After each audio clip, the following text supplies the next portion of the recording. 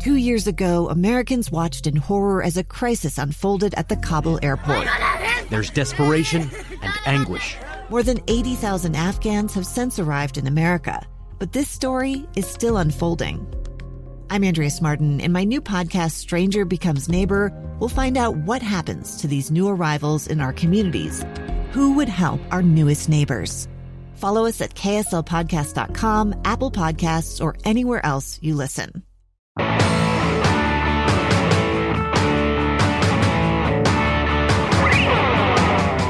We're back here on Project Recovery, and since we've got a child psychologist here, I thought it would be a good time to talk to Dr. Matt on how to talk to our kids about kind of the recent events that have happened. One would be the coronavirus. I know a lot of kids are up in the night, they're worried, they're anxious, Right. They don't really know what to do. And as a parent, I don't really know, because what I'm trying to tell them is stuff that I'm learning from the TV, and sometimes I think maybe that's doing more harm than good. It can. And I don't want to downplay it either, because I want them to understand the seriousness of what's going on right now. Because my kids are at home, they're doing homeschooling, and I hated doing this because I'm the fun dad, but Right. I had to sit down and go, listen, this Kills your image. You're in school. Yeah. You're in school today. This is not, you don't get to go play with your friends. You don't get to go hang out. This is, you're in Which school. is really hard for kids to understand. Yeah. I think, especially the younger kids. And rightfully so. So how do we explain something so important, something so impactful as the coronavirus or the COVID-19? Well, there's that. And then here in Utah, yesterday we had a big earthquake. Right. And that shook everybody up. And so people were already kind of at their max, their limit with their emotional capacity, what they can handle. And then we throw an earthquake on top of it. And so I know some kids are really worried about is the end of the world coming? And not to, I mean, I do think that humor plays an important role. We talked about how my son was playing REM, end of the world as we know it, and it's good to have a sense of humor about that. But the younger the child is, and in fact there is a cutoff age, around age 11 or 12, children develop more regular abstract reasoning. Their brain actually changes and grows, and they can see things from another person's point of view, understand the gray area, not everything's right and wrong, and that they think in a more adult way, or at least they start to. Under about age 11 or 12, kids are just barely developing that, so they're in what we call concrete reasoning, and they just kind of take things for what you tell them that they are, and it's a gradual process, but that's a decent area to cut off. So if you have elementary school age children, they're going to be kind of concrete, and they're going to take what you say as fact. And so using things like sarcasm with those younger kids is not a good idea any time of the year. I don't think that's great for those kids at all, but especially now. What would I say? Well, let me give you an example. I'm laying in bed. Frankie's laying next to me. How old's Frankie? Frankie's 12. Okay. She goes, Dad, I don't want the coronavirus. Now, my head goes, chances are we're all going to get the coronavirus. Right. What we don't want now is to all get it at the same time and overrun the hospitals. Right. Now, I don't know if I say that to her, but what I do say is I go, honey, listen, chances are we're probably all going to get it. For the most part, if you're under a certain age, we should be able to handle it. But then I get lost. Yeah. Because I don't know how much, and I don't know how much I know. And, and she's looking to me for guidance, and I don't have. So that's a great example. Let's talk about that. So I'm gonna grade you. I'm gonna give you a B. That wasn't bad. In fact, it fits with what I tell people all the time with kids is we don't lie to kids. We want to tell them the truth. We need to tell them the truth, especially about these things. However, we should have delayed what you said just a bit and asked her more, because she's laying there in bed and she's thinking worrisome thoughts. And what comes out of her mouth is the end of those thoughts, which is, Dad, I don't want to get the coronavirus. And so what's happened is in Frankie's mind and in her body, she's holding on to stress and emotion like most of our kids are right now. And we want to give her a chance to get that out. And so that's a great opportunity before you answer, because as a parent, you did exactly what we all want to do, and that is just give them the answer that's going to make them feel better. But in these times, we don't really know what that is, but we try our best.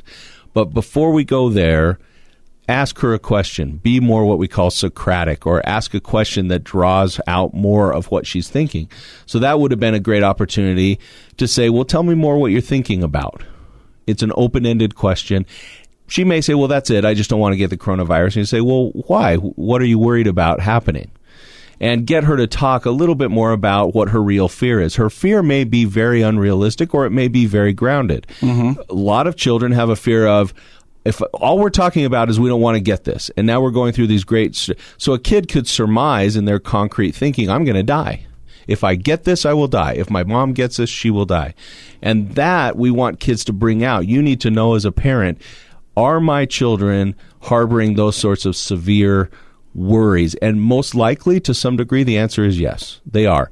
The older they are, she's 12, so she's a little bit more aware of things that she's read, and that can be helpful and hurtful in nowadays, depending on where she's getting her information. But that we don't know what she's thinking until we ask. So as parents, pump the brakes a little bit on answering and see if you can use some open-ended questions to get your kids draw out their worries and thoughts. At the very least, it's cathartic for them to verbalize them.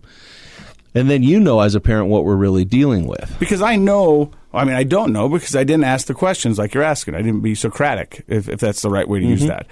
But, she's watching the news. She's watching Instagram. She's watching social. She's seeing a run on toilet paper. She's seeing so many things are weird for kids and for us, right? I don't think she gets it. Like she had to go with her mom to 4 different stores to find toilet paper. That's not normal for me. I can't imagine what's going through a 12-year-old's head. Exactly. The world has changed, hopefully temporarily, but in a child's mind especially, that's an abstract thought. An abstract thought is, this is temporary. I understand that people are being kind of strange and weird, but things are going to loop back around in the next few months. Things are going to start to get back to normal. A child, in a concrete reasoning, they're going to be thinking, well, things have changed. Nothing's the same. They may even have a worry, will we ever have toilet paper again? Those are the kinds of things kids harbor in their mind and in their heart. And by drawing it out with questions, we know as parents what we're really dealing with our children's fears. So don't be afraid. In fact, you should look for opportunities to ask those questions. All right, let's play another game. Uh-huh.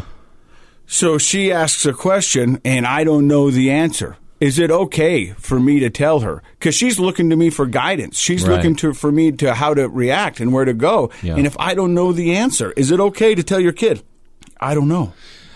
So, yes, but let's back up again just a little bit before we get into what we say to the kids. And that is, one of the things I talk to parents about regardless for years, for a couple decades, is we set the emotional tone in our home.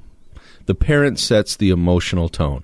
If you're hysterical, kids will feel hysterical. If you're calm, kids are much more likely to feel calm. So you need to understand that dealing with your kids actually starts by dealing with yourself. Have you educated yourself? Do you understand what your fears and worries are? Can you answer their questions, including, I don't know, in a calm, confident sort of way? If not, that's where you start. So you start with your own emotion so that you can set a calm and confident emotional tone for the kids. Now, to your question, absolutely.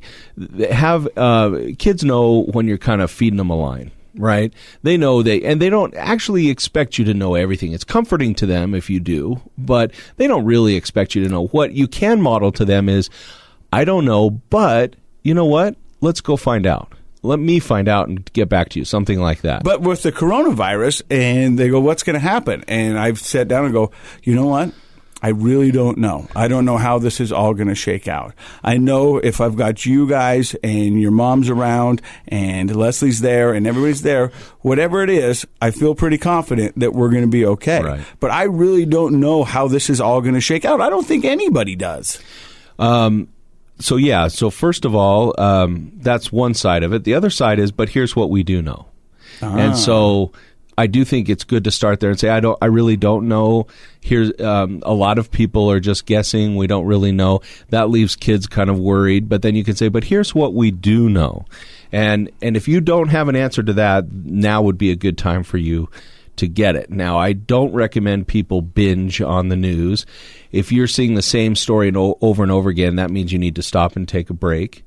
Because I know right now my mom and Dad are glued to the TV. And that's not. And every half hour, 45, Right. it's some new theory. It's some, and I go, whoa. Right. And they're getting mad at me because I keep saying, well, I don't know.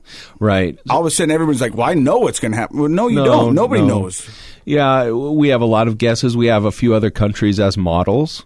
We can see what's happened in their countries who have had the exposure before our country did. So there are some things we know. More rightfully, there are things we can predict with some level of certainty. Mm-hmm. And then there's a lot that's just going to happen and we don't know exactly what that is. I would recommend consuming the news about the virus this way. Start with your questions. Don't turn on your computer or the television yet. Start with, what are my questions? As a parent, concerns. What are my concerns? As an individual, what are my questions? And I'd actually write those down, and then I'd go search out those questions. Instead of just taking what's given to you. Like if you just go on CNN.com or you turn on KSL TV and you're just getting what is being given to you, which is fine to some degree, but you're going to save yourself some time and a lot of emotional stress by starting with what are my questions, and go out and search those on the internet. Try to find credible news outlets. And they might lead you to KSL.com. They might lead you to CNN. And places like CNN, KSL, these sorts of outlets generally have the most credible information. Social media, please avoid that. The people reposting things that look official and then everyone gets upset. Fake news, which is a real thing now and blows my mind. Yeah, it's a real sadistic pleasure that a lot of people get by making something look real and it's not, and they spread panic. How many people thought that the new 9.0 earthquake was coming and we're getting ready to move? Yeah, and putting people's lives in jeopardy. Yeah, and that's just people, if we can find them out, they need to be prosecuted for that sort of thing, in my opinion. But start with your own question. That's a good place to start. And then it's okay to tell your kids. You'll get a lot of credibility with them if you say, I don't know, but let's see what we can find out. That's a good question. And you might sit down with them or on your own and search out those questions the best that you can. And then come back and say, well, here's what we know. And that's a better place to end that conversation than just with we don't know. Yeah. Because uncertainty is thinking about the future and not knowing what's going to happen. And uncertainty is one of the building blocks of anxiety and stress. And in a little concrete mind, those children don't know how to manage that. So you'll see your kids complain of things like stomach aches, headaches. They make it physical a lot of the time, their stress and anxiety. So as a parent, if you have an elementary or preschool age child who's having an inordinate amount of physical complaints lately, then most likely they're harboring some stress about what's going on. So you might sit down with them and say, well, what do you think about what's going on? And you might even say, when we went to the store the other day and all the bread was gone, that was kind of weird. How did that make you feel? And let the kids start talking about it. And it's okay for you as a parent to say, that made me feel weird too. It makes, I actually, was it just Tuesday night this week, the night before the earthquake, my kids I have great kids, and I'm lucky to have kids that actually do what I say most of the time. And they'd all wanted to go out and do stuff because a lot of teenagers are still, for some reason, running around playing tag at Walmart and stuff like that. And they wanted to go do that with their friends, do those sorts of things. And I said, no, I want you to stay home. And they were great, and they stayed home. And later that night, I said, man, we all got to get out of the house a little bit. So why don't we, use our precautions? Let's go down to the store. Everybody can get a drink and a treat, and we'll come home, watch a movie. So that was our plan. And we went down there and just our local store, and a lot of the shelves, the baking aisle, the bread aisle, toilet paper, milk, these alcohol. kinds of things. There seemed to be plenty of beer. But these things were all cleared out, and we got our stuff and came home. And in the car ride, I just verbalized my own feelings. I said, it's kind of made me feel weird. I've never experienced something like this before. How do you guys feel about it? And they're like, oh, we're fine, Dad. And I said, well, I know you're fine, but it's just kind of odd, isn't it?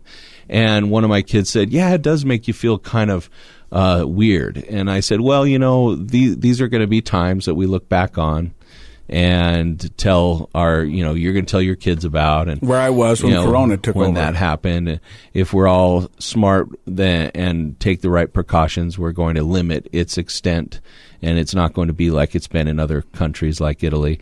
And so we had a good conversation. They got a few of their worries out by trapping them in the car and making them talk to me for a few minutes before we got back home. But it's okay as a parent if you can feel calm and centered to then comment on your own thoughts and feelings. But if you have a lot of unresolved anxiety and fear, you probably need to work that through before you talk too much with your kids if you're panicking. And if you're panicking, you're probably undereducated about what's going on. It's important to talk to the kids, like to Frankie, and say, well, the truth is this is what we know it would be like if you got the virus. You're a healthy kid, you're 12 years old, and this is what it would be like. And then you go on to talk about part of the reason why we're trying to do the social distancing is so the medical system doesn't get overwhelmed.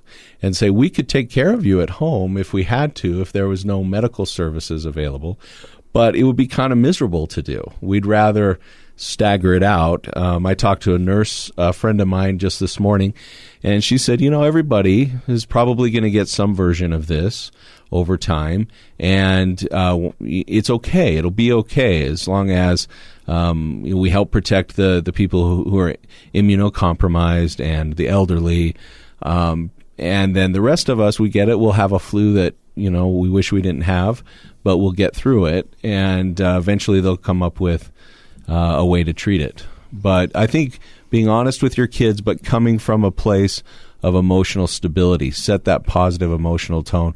And just remember, there will be a lot you don't know, but you can always end your conversations with your kids about what we do know. But here's what we do know. And that gives kids something to hold on to, like, oh, okay, all right. I do know that if I, wash my hands well and do social distancing, and I do know that if I got the virus, I'd be okay. I've had the flu before, and so I sort of in my mind have a template for how I would feel. And you say, yeah, I remember that bad flu you had last Christmas, and they're like, yeah, okay, well, you talk to them about those are the symptoms. Get them talking about their fears so they can be cathartic. And you can know, is my little 8-year-old, are they convinced they'll die if they get it? Yeah. A lot of kids are. And just because you understand that as a parent doesn't mean your kid does. And most parents, we forget what it's like to think like a child. And I'm lucky in my job to talk to kids almost every day and get to be in that mindset. It reminds me of those beliefs we had when we were kids that were very concrete and unrealistic, but felt real to the child. And that's not just positive things. That's often real scary, negative things. One thing that I've learned just from this conversation with you, and I've known this about myself a long time, is that I'm not a great listener, especially when it comes to my kids. I think I'm the authoritarian. I'm going to tell them what's going on, and what I say is law. Yeah. But I don't take the time to actually listen to my kids' concerns because I don't know maybe the way I was brought up or whatever, that I'm what I say goes. And I should probably take more time to listen to my kids' concerns rather than just be quick with an answer to shut them up. Because sometimes I feel like I do that. And I think that's wrong. I know it is. The truth is, we do know more than the kids. And so we can answer the questions better than they can. And we may be tired and worn out.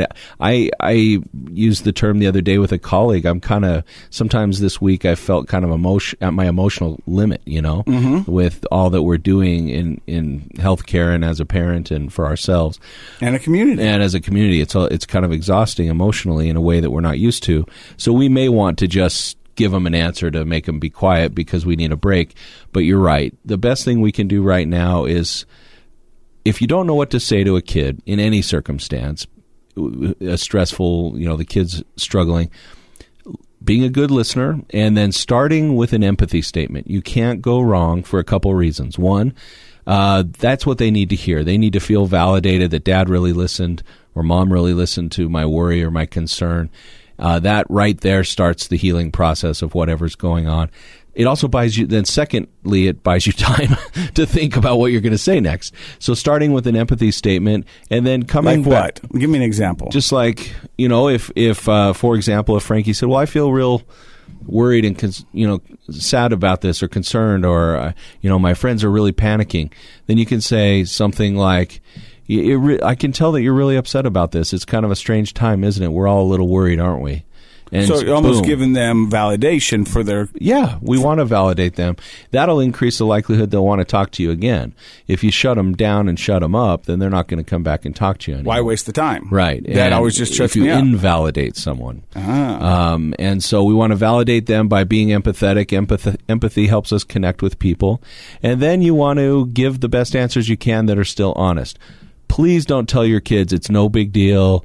Don't worry about it. Nothing to worry about. Everything's They're fine. overreacting. They're Those guys are overreacting. crazy.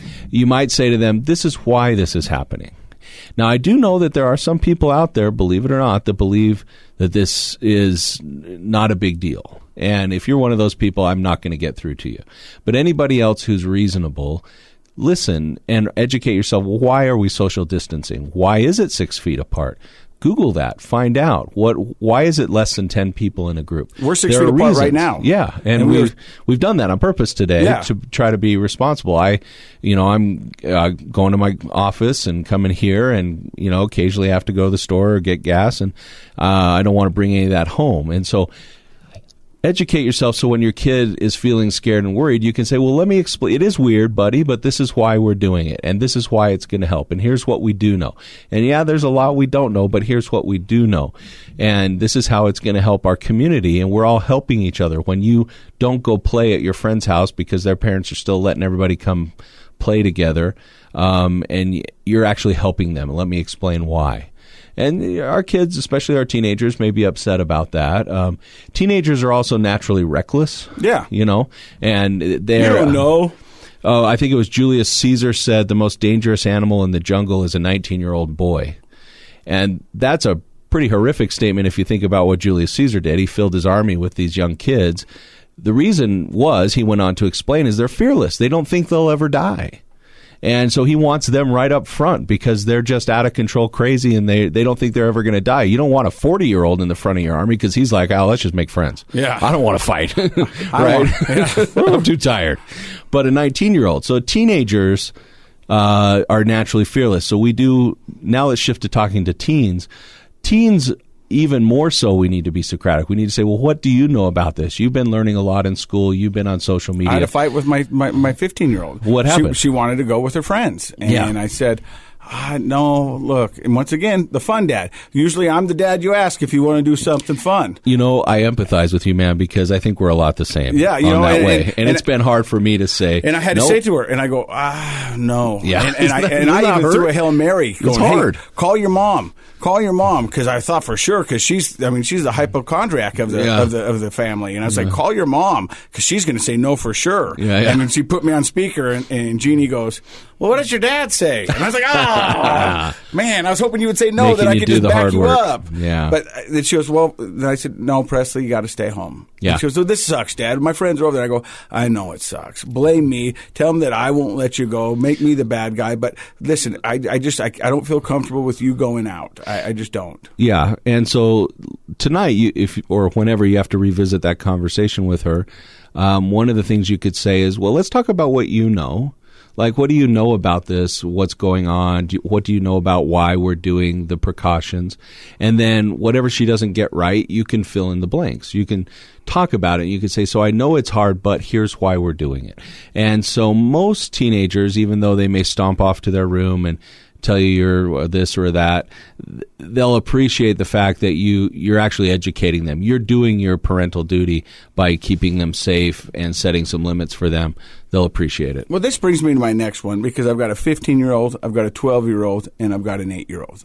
Okay, the other morning, I wake up at 7:15 or whatever time it was with the house shaking. Mm-hmm. I jump out of the bed like a ninja. Right. Just flexed, ready to, what's going on here? And Every muscle rippling. Yeah, I didn't know what I was going for. Yeah. But all of a sudden, I run to the entrance to my bedroom, and my oldest child meets me there. Uh-huh. And I'm getting my thing, and Frankie, my middle child, she was in bed with me, and then so was my son.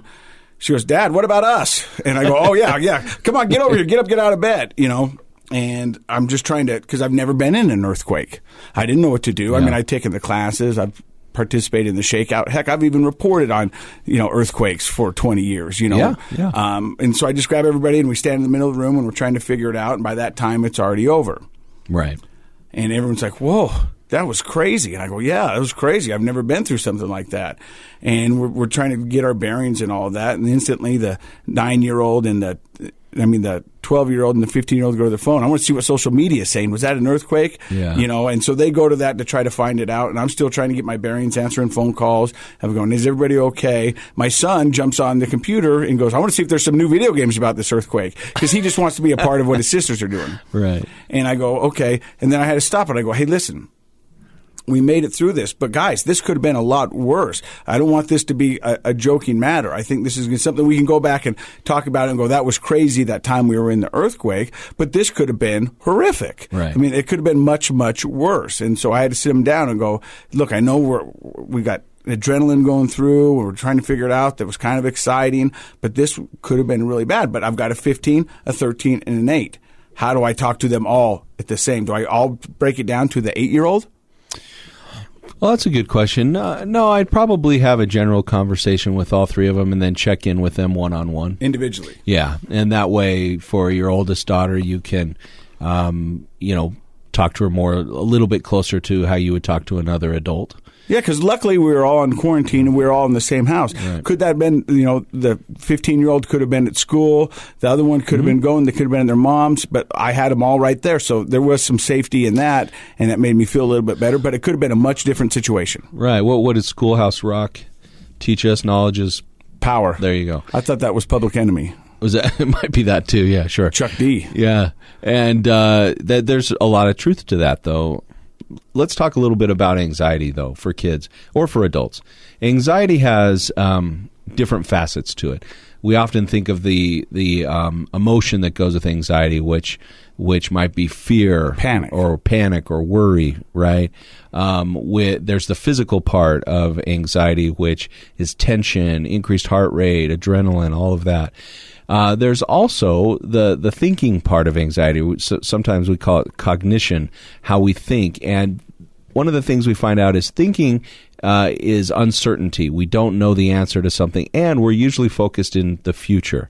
So we're thinking about a future event that we're uncertain about. And so in the present, we feel out of control. And so those are different aspects of anxiety. One of the things that's happening a lot right now for people who are consuming the news a lot and walking around and talking to people on social media is it's this perpetuation of uncertainty. We don't know what's going to happen. These people are saying that. These people are saying this. And the reality is that some of that's true. We can't predict exactly. I mean, nobody would have expected an earthquake yesterday. No. After all this that we're dealing with the virus. And so we don't really know. People are asking me, what are they saying at the hospital? How long is it going to be? And there are a lot of different predictions. There are 18-month models now to get back to normalcy. But how soon will it start to feel normal? How soon will there be toilet paper on the shelves? Bread on the shelves. Bread on the shelves. And we just don't know. Most likely it's just a few more weeks to a month or two. But we don't know for sure. That being said, how do we overcome our anxiety in an environment like that? Because everyone's talking about future uncertainties, which again, in the present, triggers that heart rate, those feelings of fear, and all of that. So this is a great time to practice mindfulness. And yes. This is a great time for you and your kids to really understand that mindfulness is bringing our focus into the present, often using our senses if we need to, and focusing on what we can control. So we might be spending the majority of our days recently thinking about the future and all the things that we can't control. And we're not going to deny that is the world we're living in, temporarily at least. But we need to learn how to bring our focus into the present and ask ourselves, okay, you're right, I don't know when things are going to be normal again, but what do I know in the present and what can I do in the present? And the answer to that is rarely nothing. Even if it's just planning and preparing or entertaining yourself. If you look around your house and you say, luckily enough for Christmas, everybody gave me a pack of Costco toilet paper. So I look around and in the present, our house has enough toilet paper. Okay. Mm-hmm. So do I need to be thinking about toilet paper anymore? No. Maybe what I need to do is be connecting with my kids. I made my 19-year-old play Battleship with me last night, and we had a great time. Who won? He did. Yeah, he did. Or you could be actually doing something in the present. You might say, well, I don't know how to bake bread. You and I are single dads. Yeah. Right? And maybe we don't know how to bake bread. So what could I do in the present? I could say, hey, why don't I look up online and figure out how to bake bread? I might bake bread with the kids this weekend.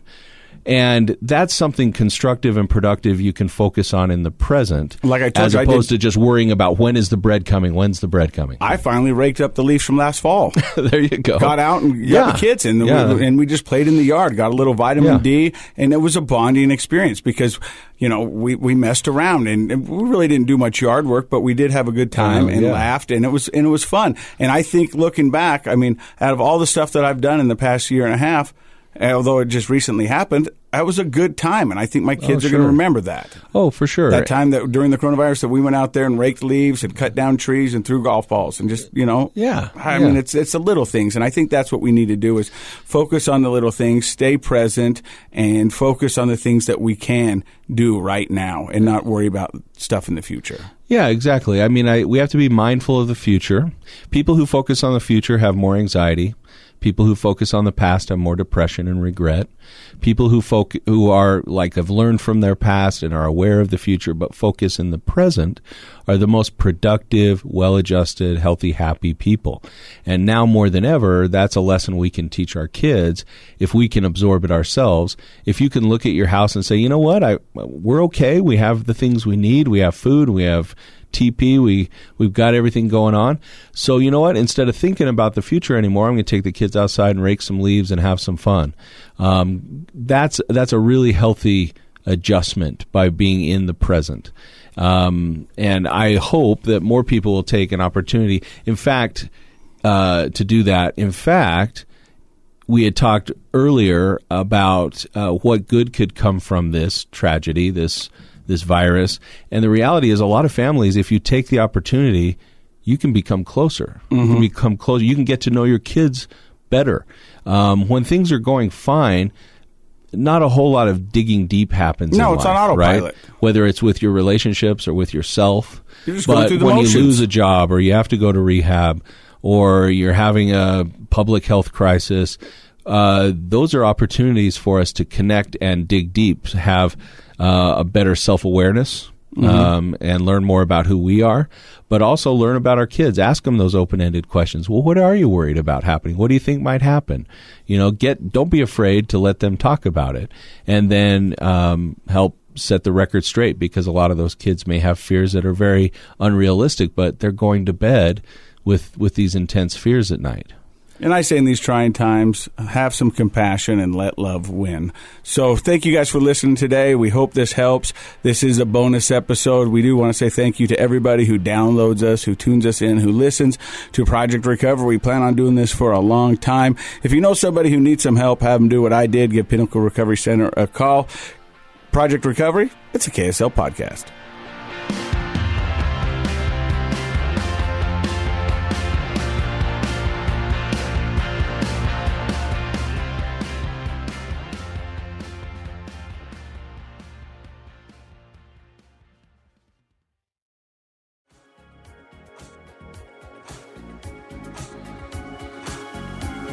The contents of this program are for informational purposes only. The program is not intended to be a substitute for professional medical advice, diagnosis, or treatment. Always seek the advice of your physician, licensed therapist, or other qualified health provider with any questions you may have regarding a medical condition. Never disregard professional medical advice or delay in seeking it because of something you've heard on this program.